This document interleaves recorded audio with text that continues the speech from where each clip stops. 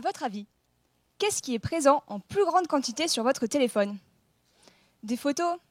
Des vidéos? Des textos? Eh bien non, ce sont des bactéries.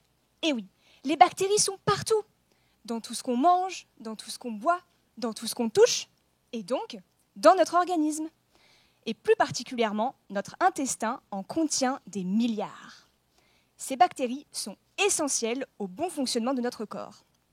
D'ailleurs, comme le disait Shakira dans une publicité, elles sont actives à l'intérieur et ça se voit à l'extérieur.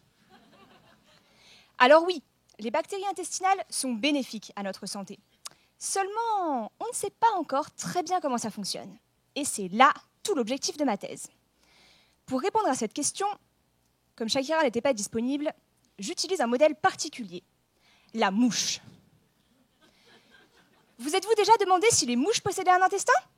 Eh bien oui, la structure de leur appareil digestif est d'ailleurs assez similaire à la nôtre. Si, je vous assure. Dans le cadre de ma thèse, j'utilise de petites mouches, les drosophiles. Mais si, vous en avez forcément déjà vu. Ce sont ces petites mouches qui volettent autour des fruits bien mûrs dans nos cuisines en été et qui nous agacent. Pour répondre à ma question, nous avons une méthode originale. Nous mettons ces drosophiles au régime. Pourquoi au régime?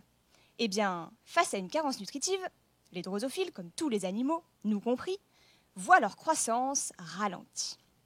Seulement, dans notre laboratoire, nous avons montré qu'une bactérie, Lactobacillus plantarum, bon, comme c'est un peu long, pour la suite, on va l'appeler Gertrude.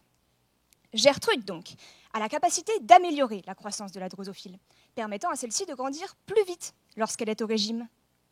Et l'objectif de ma thèse est de comprendre par quel mécanisme Gertrude améliore la croissance de la drosophile.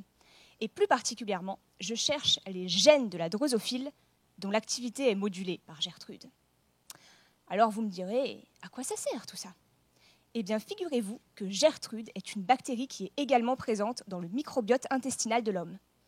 Vous, moi, en hébergez donc très probablement. Ainsi, le travail de ma thèse permettra de comprendre comment Gertrude et ses petits cousins, qu'on couve au chaud dans notre intestin, modulent notre croissance. Et grâce à mon travail, nous pourrons mettre au point des outils thérapeutiques pour aider à la santé des enfants en sous-nutrition. Alors la prochaine fois que vous croisez une drosophile dans votre cuisine, au lieu de vous énerver, dites-vous que grâce à elle, on fait avancer la science.